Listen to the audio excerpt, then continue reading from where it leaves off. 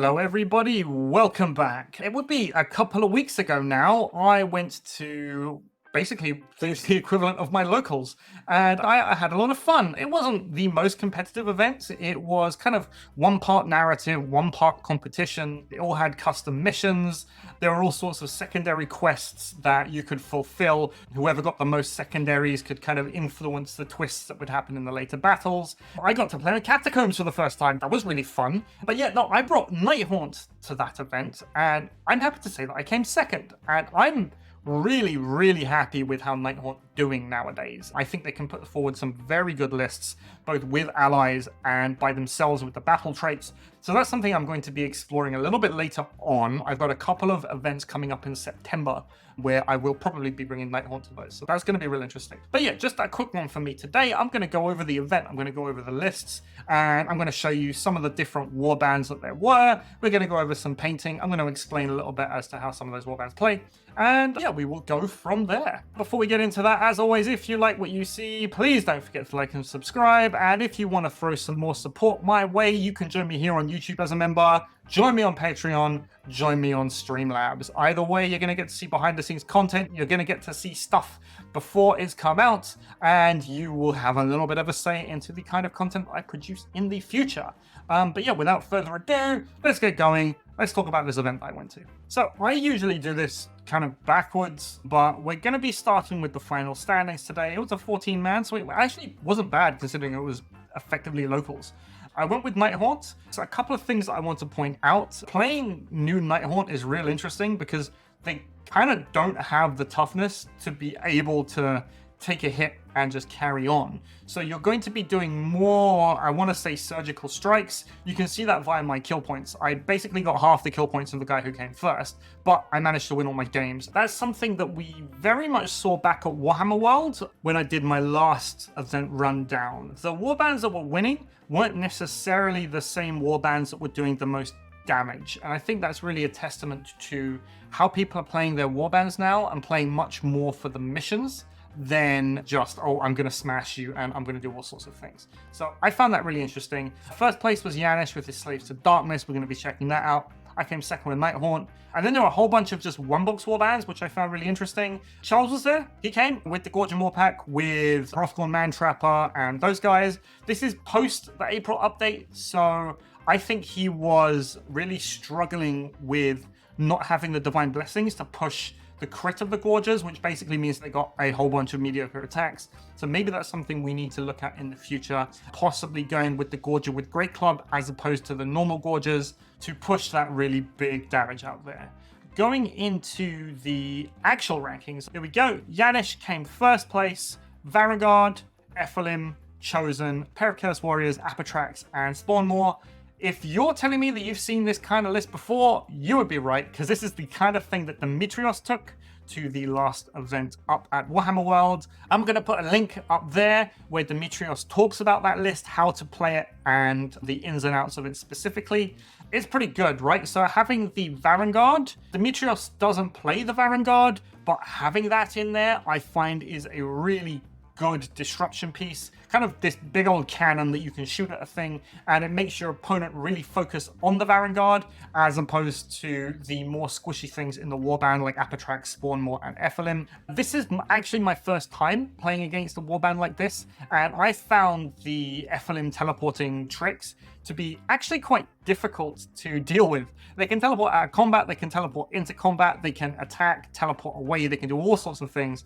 So yeah, it's a very slippery warband. There's a lot of nuance to how it's played. I would imagine that it's also very difficult to play. So if you wanted to practice with it, I think it's something that is really rewarding the more time you put into it. So yeah, go check that out. Go check that out from Phylax.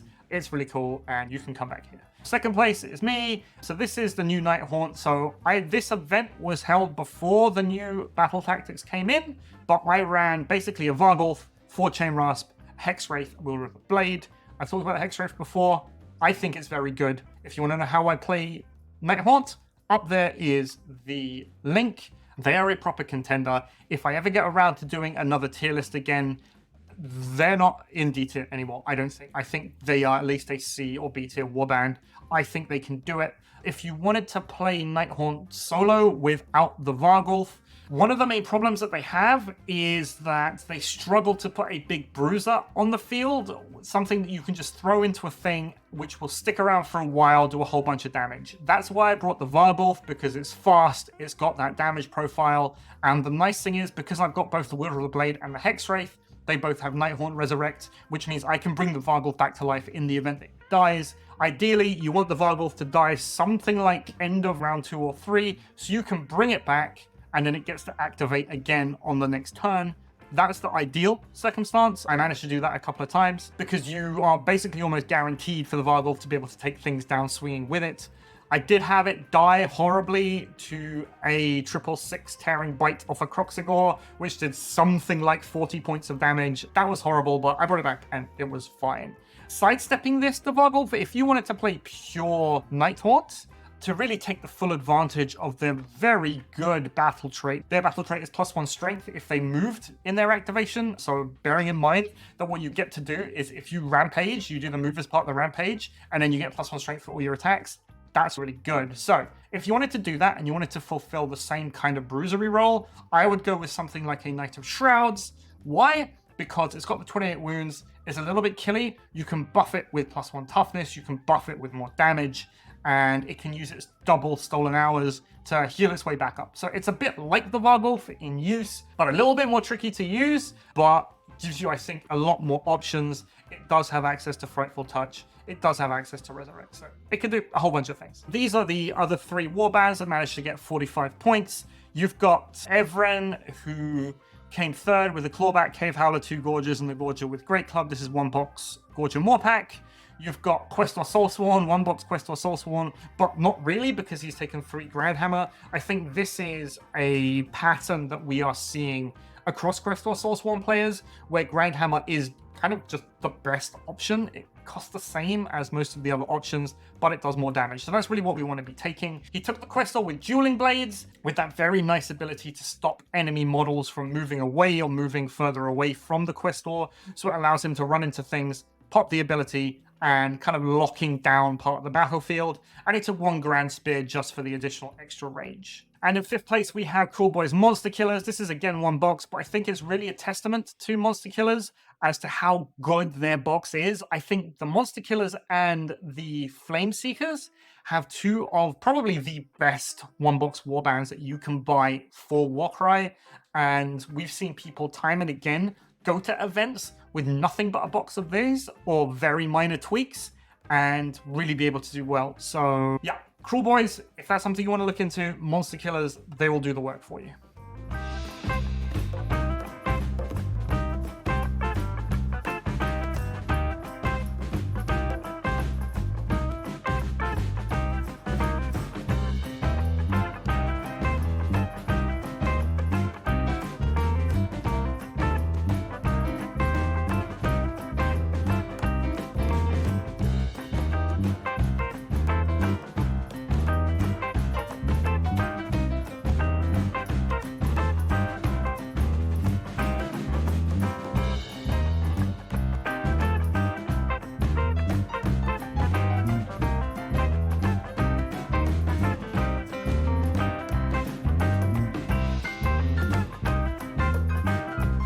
Alright, and I did say that it was going to be a quick one today, but that's basically it. It was only a small event, there weren't that many lists there, but I think it was interesting nonetheless.